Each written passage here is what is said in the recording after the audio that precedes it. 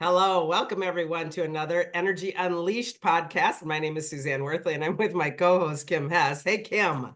Well, good morning. Trying to make our mouths work this morning. We always chat a little bit before we go live online here, but yeah, it's one of those days, right? Does the brain and the mouth work together today? We'll I see. feel like my brain has not been keeping up with my body. I'm not sure. Usually it's the other way around. My brain's so fast and my body's like, whatever. And now it's like reverse for some reason. I don't know what's It going is a on. very interesting time, isn't it? And time is so weird, isn't it? I mean, really, we're on the 4th, which isn't that far away from Valentine's Day. That's only a lousy 10 days. But when I was in the store this weekend, I'm like, wait, Valentine's Day? What do you mean? And my time and my body is not like syncing quite right these days. Oh, It's just a lot going on, right? right. Yeah, no, I agree. I was gone for a week and I get back and I feel like the world is so different for whatever Mhm, reason. It's just mhm. strange. And sadly, it is. It is. Oh my God, I gotta tell you the story because it's kind of funny. I went to the grocery store. I won't name the grocery store, but I was bagging my groceries and she's like, all right, go ahead and pay. And I looked at, she said an amount, $543. I'm like, what? As I'm sticking my credit card in, I'm like, that's 2 bags of groceries. Are you sure? And I looked at her, I'm like, did you say 543? And I'm looking at the amount going, what's Yeah. happened? I've only been gone for a week. Did something really bad happen? And I pull it out. She looks at the receipt. She charged me $410 for 2 lemons. Oh my God, that is hysterical.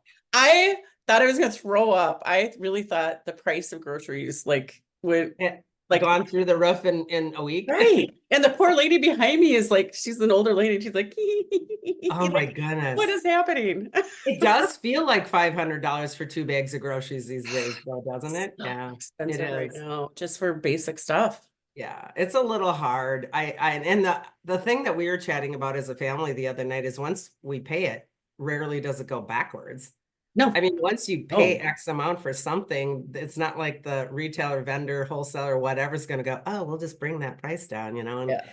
unless we really hit, serious stuff. But yeah, it's a little weird right now. Everything's a But I little, was in a time warp, like, wait, what did I miss? What's changing? especially lemons. That's something about making life out of lemons and lemonade, maybe process. I don't know. Yeah.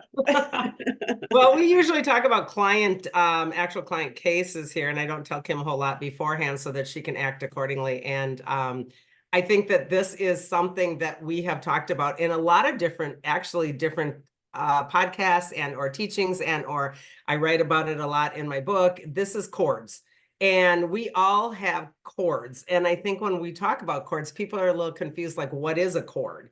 And what does that mean? And why is a cord a bad thing? First of all, I'd like to say cords aren't always bad. We can have great cords also. We can have love cords and we can have fear cords. So when we talk about the human body, we only have two kinds of gas. And take what resonates always on these guys. And so when we are working in a love fuel, we will cord with love. And that's kind of a great and wonderful thing. However, we don't want to be corded, even in love. We don't want to be necessarily corded. We would like our omnipresence, our auric field to hold such a high vibration of love that we sort of emanate love. We are love. We ooze out love. We give love all unconditionally. And it's very important for us to know that that happens automatically. And so I love you. Vibration goes to you. I connect with you, but it doesn't stay as a cord because my love frequency is omnipresent. Does that make a little bit of sense to start out with that It, understanding love? it does because I think that unconditional love is really the important part of that, Yes. where there's not manipulation or, like just conditions or anything like Yes. that. Yeah. So that's really And important. even in love, we think that we're loving unconditionally, but oftentimes we aren't. And so people are really weirded out sometimes when you talk about cords. It's like, yeah, but I love my son. I should be courted. And it's like, no, we want to be unconditional. And when we're unconditional, we're omnipresent. And Mhm. so even when we think that we're being unconditional, oftentimes when we're loving, we're conditionalizing. I love you better if you, you know, Oh, I love exactly. I love you better if you don't charge me $400 for a lemon. So So these are really kind of like weird little tweaks, but I wanted to talk about. So first I want to go into what is a cord. So a cord is simply, and it can be, I see them as a psychic intuitive lots of different ways. I see the cord of energy. Think of two auric fields, and we have a cord in between those auric fields. We are actually, it's like an umbilical cord. Let's think of it that way, okay? And so the umbilical cord, when we're in utero, is obviously taking energy from the mother to be able to live and survive and grow. Same thing, these two auric fields are cording together. This is one kind of cord I want to talk about. Most of the time when we're talking about an unhealthy cord, this is done in fear. So we can get that cord in a number of ways. We can get it from abuse. We can get it from fear, just overall. We can get it from that you treat me poorly, that I feel bad about myself, therefore I'm taking energy from you. Oftentimes when we're talking about cording, we're talking about empathing and energy transference. We're taking energy from different spaces and things and people and stuff, and we're keeping the energy hook alive somehow. And most of the time, we don't even know that we're doing this. Mhm. So it is an energy leak. And I always say it's kind of akin to having all the apps open on your phone and you don't know it. You go back to Safari or Chrome, and you're like, holy moly, I got 47 pages open. No wonder my battery's dying every day. That's kind of a thing that I forget to do. Clear it, close it, close it, close it, cut it, shut it off, right? This is kind of the same sort of a thing. If I have lots of cords going on, it's a subliminal constant energy leak that is draining my battery. Okay. Yes. Yep. So Um, it literally is an energetic movement that goes through the grid patterns that creates almost again like an umbilical cord to keep that connection going. Sometimes I know I'm doing it because it's about manipulation and fear and victimization. Most of the time, I don't even know that I'm doing it. right. And that can happen. So just to be clear, because you said within the auric field, there's the connection, the cord. Mhm. You're talking about between other people and yourself, or And in yeah, yourself? this is again why in Confident Empath I go into all kinds of things, because there's a whole chapter in cords in this book that is really important, because not only do we cord to people, we cord to things, we cord to timelines. I can have a cord to my past life. I Yeah. can literally have a connection that's sucking my mental field, my emotional field, my body, etc., from a past life timeline, because it's technically just out there in the ethers and I'm still cording to it. Okay. I can cord to trauma. I can cord to a phone call. I can cord to a home, a space, a place. I can cord to anything.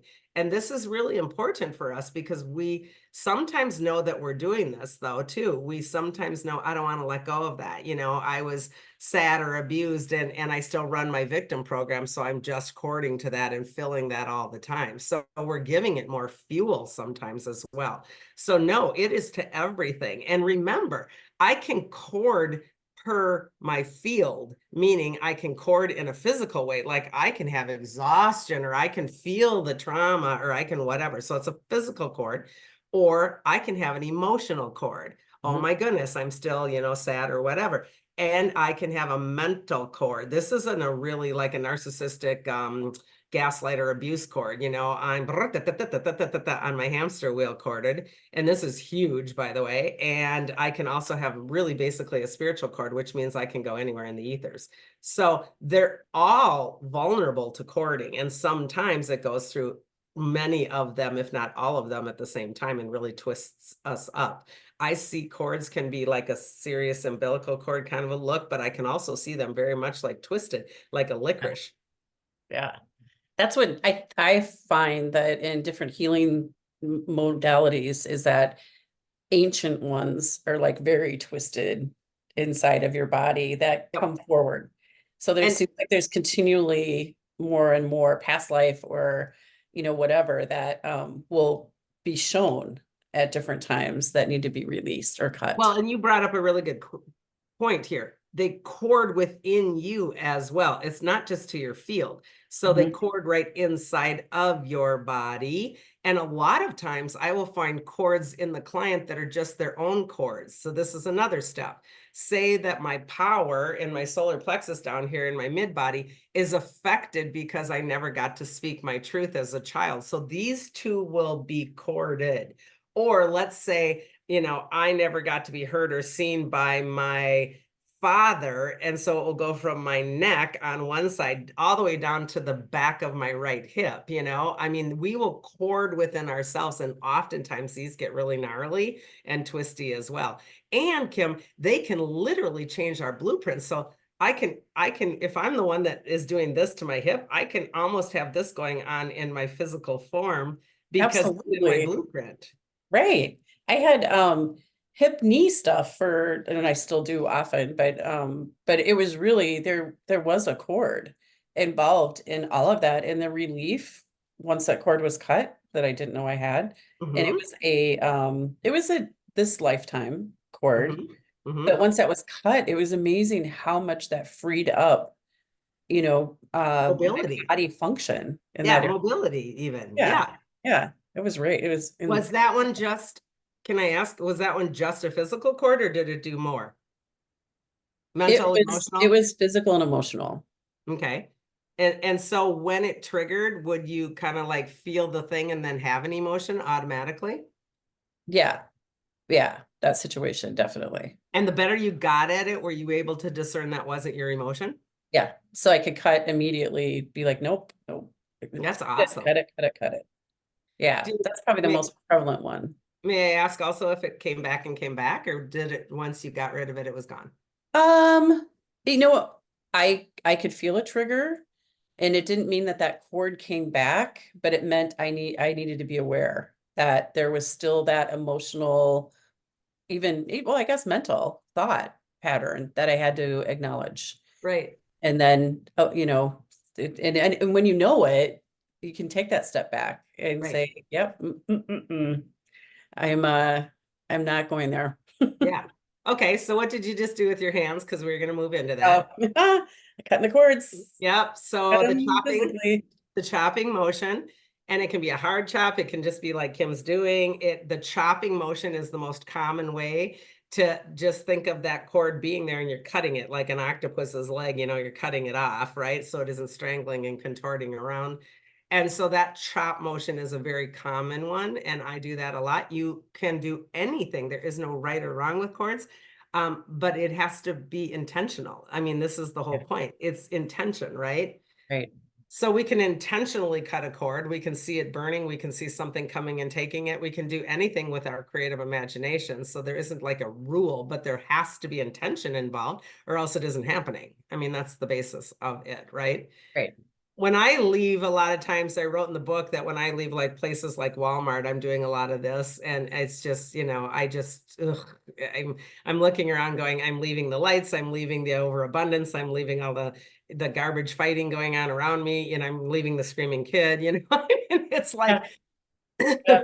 Well, with the holidays, it's so funny though how you go through your day to day and like being out in the different shops and groceries, all the different things.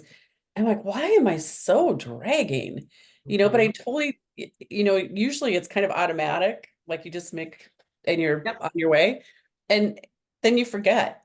And you yep, don't realize how much you carry with you from all of these places, especially when you're a person that is naturally draws people in conversation or they have questions for you, that kind of thing. It's amazing mhm. that you can connect so quickly and forget to cut that Well, cord. You need the to take more it. of an empath you are, the more it is critical that you adhere to some sort of a almost ritualistic way of living in life, because it's like being aware constantly and discerning all the time that this is not mine is critical for that kind of a body. It's Right. just, yeah, it just is. And I think it becomes, like you said, second nature. You can even just do this because you're just, everyone's sitting in Walmart like this.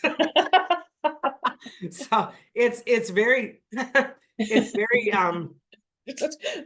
Spontaneous. Did you Yeah. have bugs? What's going Yeah. on? Yeah. Yeah. No, no, This no. is what I used to look like when I left hospice all the time too. And I would just be doing this because hospice can get overwhelming because there's so much emotion and death and transmutation and transition going on, et cetera, et cetera.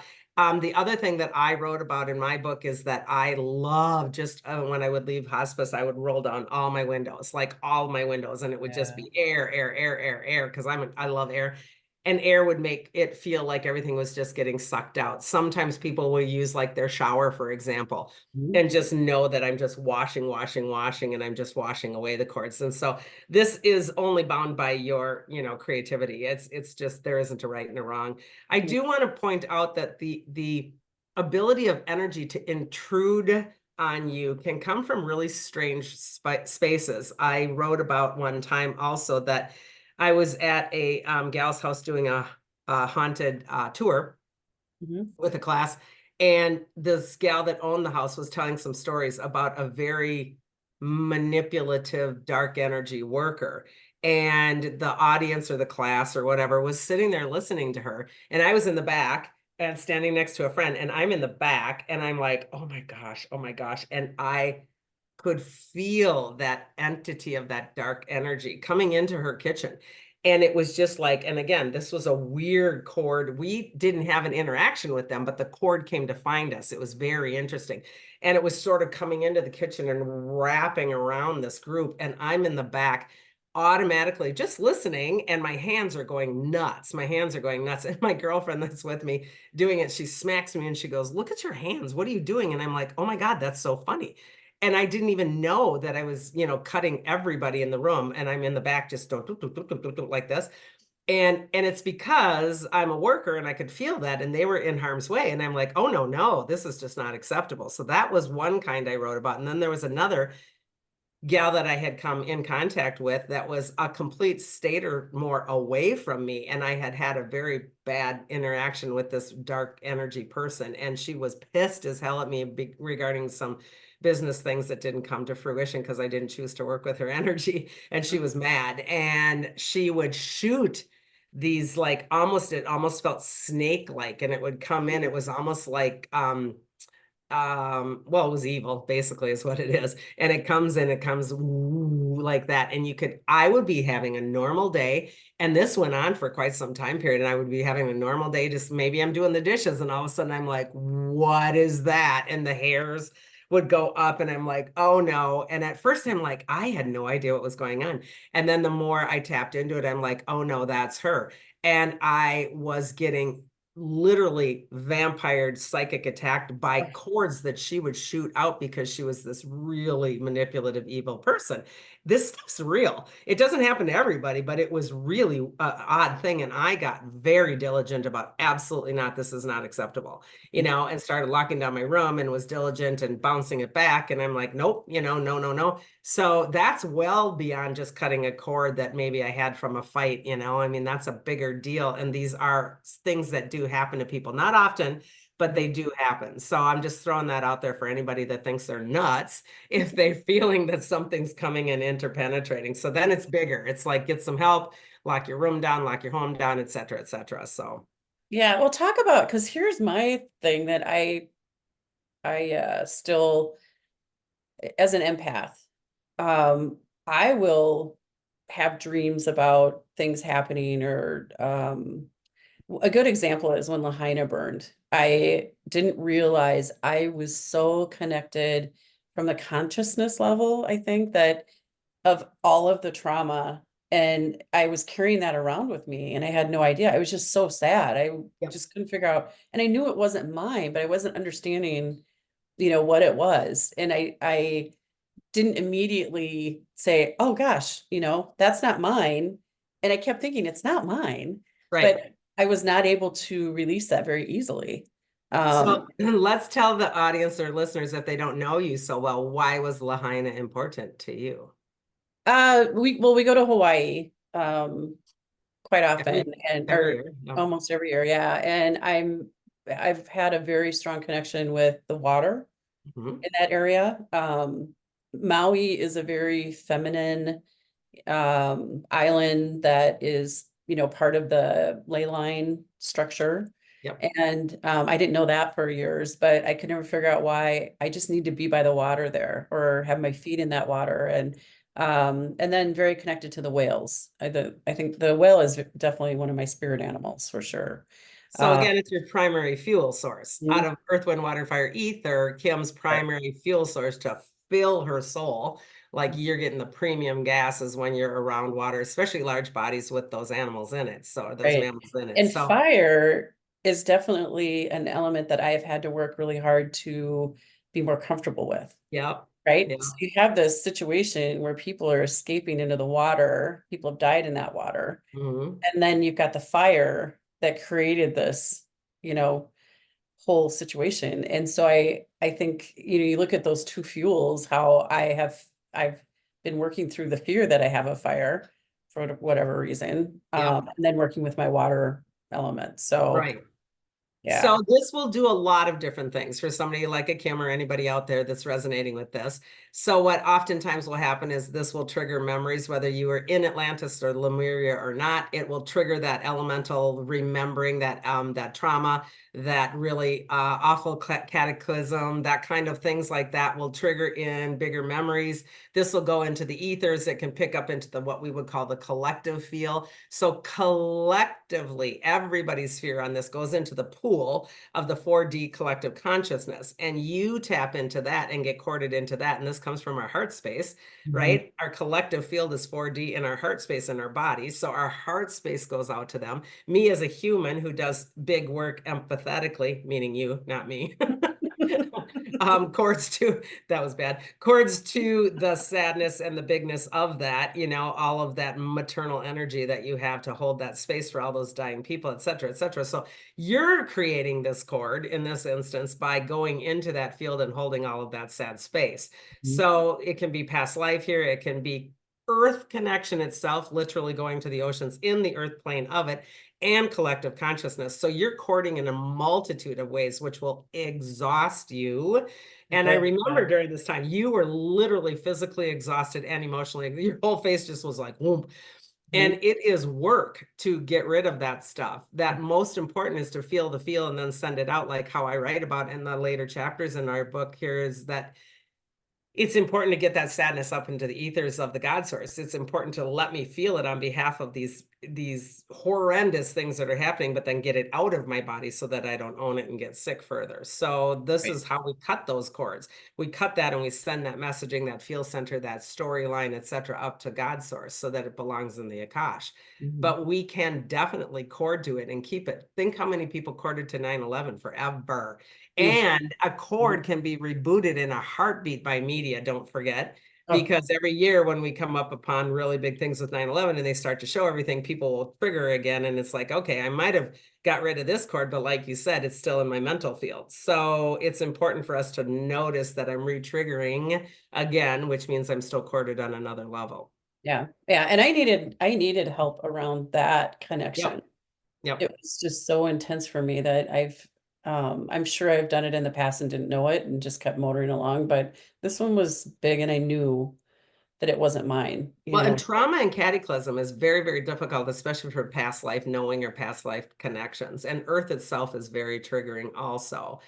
People are very triggering because we think that it's a mental field and we think that, I'm angry and he or she hurt me and they did this, that, and the other thing. And I don't let go of the resentment and I don't forgive. And this is why the cord is still there.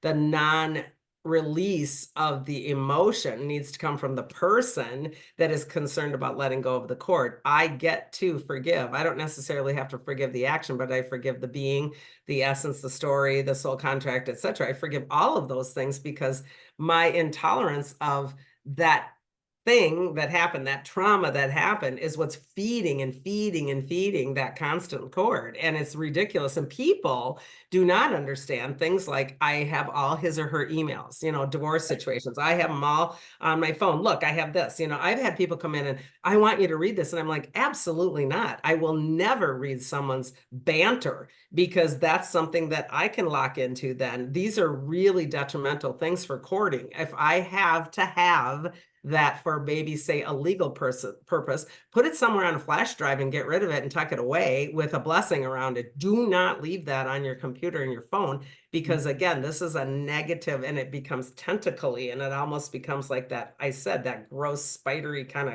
octopusy kind of a thing that comes out and gags me. And people think this is healthy. I'm going to keep that so I can get pissed again. And now I know why I broke up with him or her. And it's like, oh my goodness, that's so detrimental. It's not healthy to be angry. It's like, No. anytime there's something that's triggering, anger, but, they have to, too, I think what's important, and I didn't really think about this in the way, is that forgiveness is so important. But when you're forgiving, you don't have to forgive to that person, that did something terrible to you, but you need to forgive it within yourself. And that's such a different type of forgiveness Yep. than I grew up with, to really give that to yourself and contain your own power around that. Just that forgiveness is that release is huge. And it's very difficult when we're having really traumatic things, like we said, like trauma and, sexual abuse and mental abuse and verbal abuse. These are really difficult things to let go of. And oftentimes we're hanging on to them from our childhood and creating a victimization pattern, which will then create that frequency vibration to draw in more of the same. And then Right. I'll have more chords. So I do become an octopus because I'm co-creating that frequency exchange all throughout my life. I mean, it just becomes really twisted. Yeah. So I Yeah. want to bring in another situation that people don't think about oftentimes also, which is sex. And sex will create lots of cords because you're actually entwined, literally speaking, and you're entwining fields and you're sharing such intimate vibration, even if you're just having a hookup. It's still a very intimate sharing of frequency vibration, even if you could give, a hoot about who you're hanging with. It doesn't matter because that vibration doesn't know the difference. And when we've had really difficult sexual encounters and or even just casual ones, that if I'm the kind that hooks up, 4 or 5 times a week and don't think about it, that's all corded in a lot of different ways sometimes.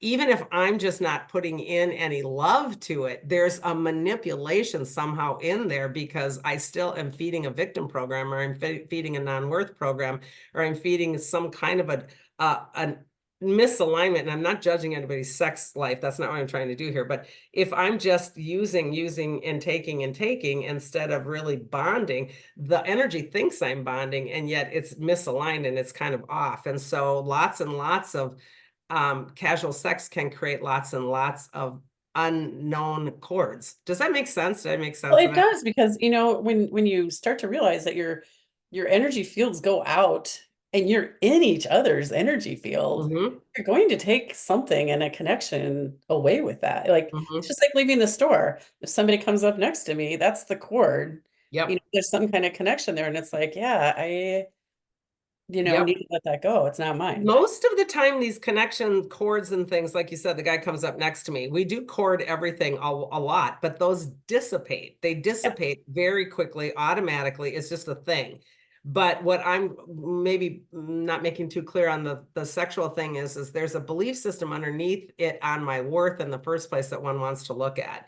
And right. I'm not saying anybody who just has a bunch of casual sex has no self-worth. It's not that, but there is something to look at in terms of why am I choosing a fuel with a half a connection that then is still creating a cord. So these are, and maybe they do dissipate in 12 hours for them. I don't know. I'm not making a judgment on someone's choices, but just be aware that that can be something that's very difficult too. As can, by the way, I had a great relationship with so-and-so and he dumped me. That sexual connection can still really, really screw around with your head. No pun there. And it can really, really, make you crazy on old relationships. Maybe bad sex or good sex, either or. I can still have some really, really screwy chords on those things because I don't know what's really happening. And that's why people don't let those go and forgive and move onwards. So they can be really tough. That's, Yeah, when you look at, almost as bad as abuse from childhood. I totally, because your behaviors are driven by something, right? Like you said, whatever And let's behaviors you're, Let's unleash it and make it even more confusing just for fun. When we have a past life soul connection with somebody and we encounter them in this life, oftentimes that will be a really big sexual draw because the cord is still there. Oh, And most of the time, when it has been a past life soul connection, oftentimes it's really powerful sexually, energetically, but it's really volatile. And it is supposed to not come to fruition. It's supposed to just meet to get it over with. But people get so confused because that cord is so strong from mm, that past life. It isn't even from this life. And so it's really critical that we start to understand that can be really detrimental. So watch the true relationship, be honest and say, this is a crazy volatile relationship that's not giving me any love. It's just old abuse, you know? right, right. That's so crazy. That's a big one to cut. It is. Yes. Wow. Yeah. I think you've done a really good job of explaining this, Yeah, it's honestly. hard. Yeah, Um, it's hard. but the whole idea that you can have it like in a past life, this life, and you said something about like maybe talk a little bit more about the dimensions, like in different dimensions. Is that more like Well, past life we or can have like the dimensional spaces. Let's go. Well, actually, let's bring that into a building. I can have a dimensional space in a building. You know, maybe the history of this building was at a different timeline, Mhm. and I can feel that timeline, and I can empath and cord to that timeline. All kinds of weird things can happen like that as well. I Okay. mean, let me even go further on a house. I always ask people to leave their house and cut their cords from their house when they move. Cut your cords from your house when you move. Think of the cording you've done in the physical form of your house or Right. your job or your state or your car. You know, I mean, there's a lot of places and spaces that we spend time in that aren't necessarily right here in my dimensional field right now, but it may be in my past in another timeline and or space, but still I may have a lot of connection to that, right? Yeah, right. Stuff. My mom, oh my God, when we moved here, so much stuff. And she was so upset that nobody wanted her stuff. And I'm like, Mom, cut the cords from that emotional Yeah. china. You're having an emotional attachment to your china because of the family situations and or whatever experiences. That's the cord, not china, you know? So it's the china is just plates and cups. It's the connection to the family experience that we're cutting, but they think I don't want to let go of my china. I don't want to let go of my stuff. So these Yeah. are all the way that we cord and twist into all of the dimensional timelines, fields, everything. It's crazy. Well, my great aunt attached herself to all of her things because she Yeah. didn't have a lot of things. And that extended her death process. I know it did because she didn't want to leave. She wanted to know where all of her things were when she went to her home. Hmm. Where's my car? Where's my bedroom set? Where's she would go through the list. And And that's the so root attached. chakra. That's the root chakra. And that is the imbalanced root chakra of I'm safe because I have stuff. Mhm. And this is Very- something that we can cut those cords now. I can still love my job and go to my job, but if I'm corded to the responsibility of my so-called egoic part of my job that they need me, you know, that's sucking me dry every day. Same thing with kids, same thing with whatever. Right. These are ways that we're losing our power all day long. So it's almost like be aware of being neutral.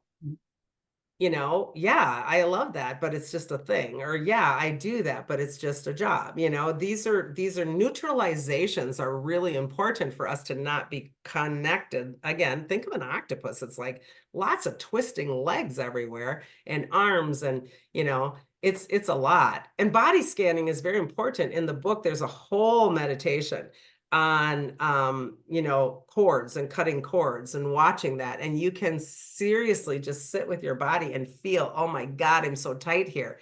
Now I'm going to spend a moment and see if energetically this connects. Oh my God, I feel like it's going right around my back. Oh, that's so weird, it's going under my arm and now it's done. You know, you can follow the pathway of these cords in your own physical form or energy form, I should say, and then watch an emotion that comes with it. Like, wow, when it hits there, I'm really sad, or wow, when it hits there, I'm really like choked up. So we can become very intimate with our own physicalness Mhm. in terms of all the physical, emotional, mental, and spiritual auric fields and watch how the pathways connect within ourselves. It's crazy. It's really a good exercise. It is. And the more you do it, the more you are aware Hmm. and feel it. But yeah, I need to pull that one out again. It's been a while since I've done it.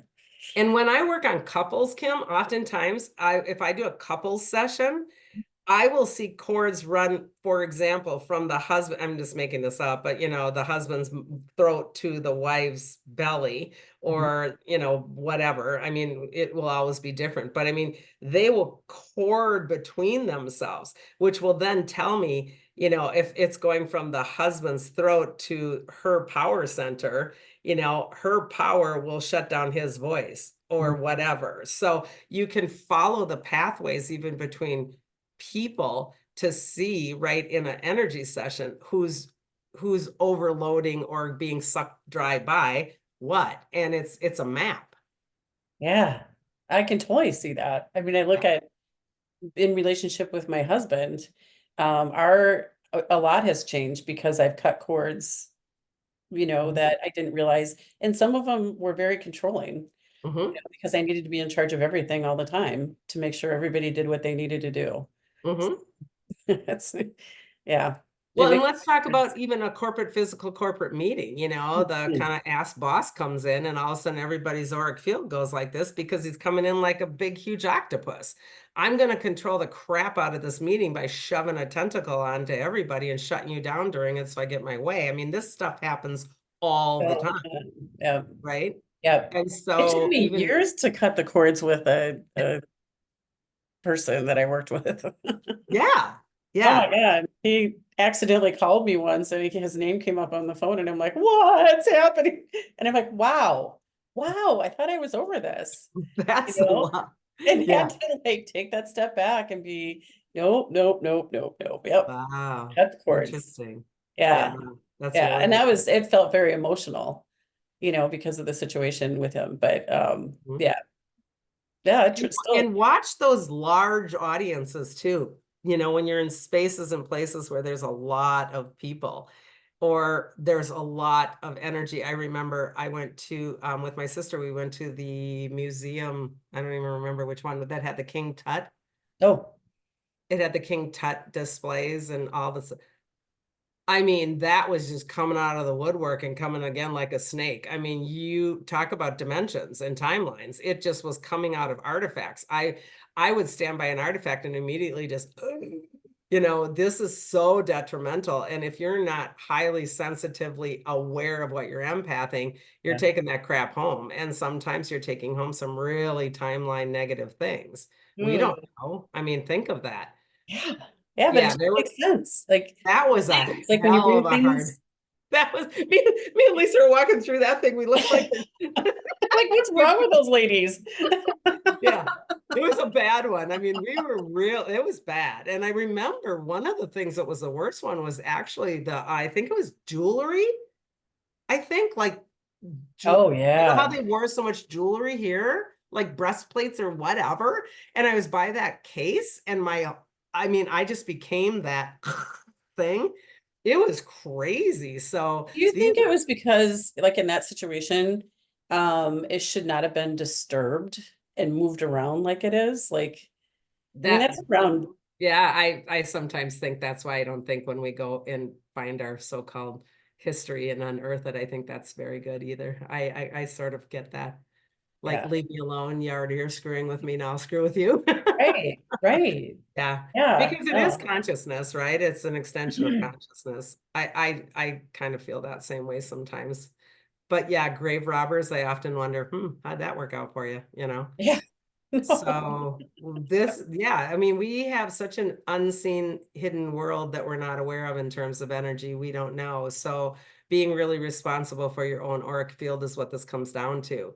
And being aware of your bubble and your boundary and being in charge of, navigating that healthy wise with cutting and removing. And again, you can cut, you can intent, you can light a candle, you can blink, jump up and down, whatever you want to do. Just be aware that this is not acceptable and I'm not taking this in.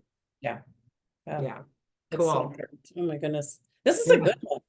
Okay, Red. Okay. You Thank know, you. I know, for everybody out there. right, everyone. Well, hopefully that helps. If you have anything to say, comment down below, and we will do our best to bring you what you would like to see. So on behalf of us, maybe share, maybe subscribe, and certainly cut your cords. Okay, until next time, everybody. Cosmic hugs. Goodbye.